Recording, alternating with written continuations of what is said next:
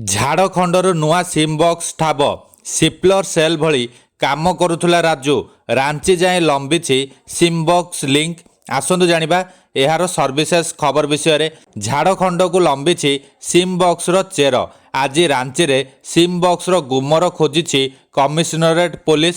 ଅଭିଯୁକ୍ତ ରାଜୁ ମଣ୍ଡଳକୁ ଝାଡ଼ଖଣ୍ଡ ନେଇ ଖୋଳତାଡ଼ କରି ସେଠାରୁ 5ଟି ସିମ୍ ବକ୍ସ ସେଟଅପ୍ ମିଳିଥିବା ସୂଚନା ମିଳିଛି। ବାଂଲାଦେଶୀ ଅସ୍ତୁରଜମାନଙ୍କୁ ଗିରଫ ପାଇଁ ଇଣ୍ଟରପୋଲର ସହାୟତା ନେଇଛି ପୋଲିସ।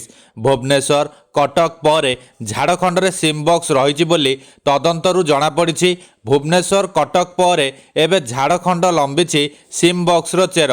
ରିମାଣ୍ଡର ତୃତୀୟ ଦିନରେ ଅଭିଯୁକ୍ତ ରାଜୁ ମଣ୍ଡଳକୁ ନେଇ ଝାଡ଼ଖଣ୍ଡର ରାଞ୍ଚିରୁ କମିଶନରେଟ୍ ପୋଲିସର ସ୍ୱତନ୍ତ୍ର ଟିମ୍ ଜବତ କରିଛି ତୃତୀୟ ସିମ୍ ବକ୍ସ।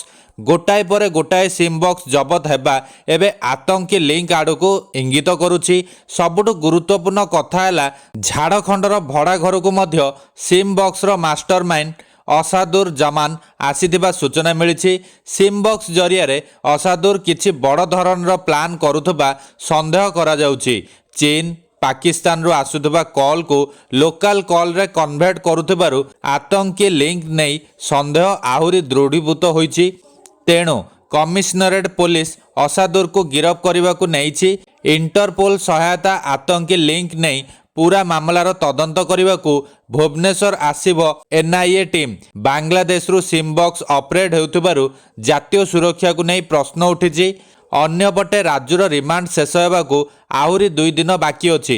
ତେଣୁ ଏହି ସମୟରେ ପୋଲିସ ରାଜୁ ମୁହଁରୁ ଆଉ କିଛି ସତ ଉଗାରିବାକୁ ଚେଷ୍ଟା କରିବ, ଏହା କହିଛି କମିଶନରେଟ୍ ପୋଲିସ।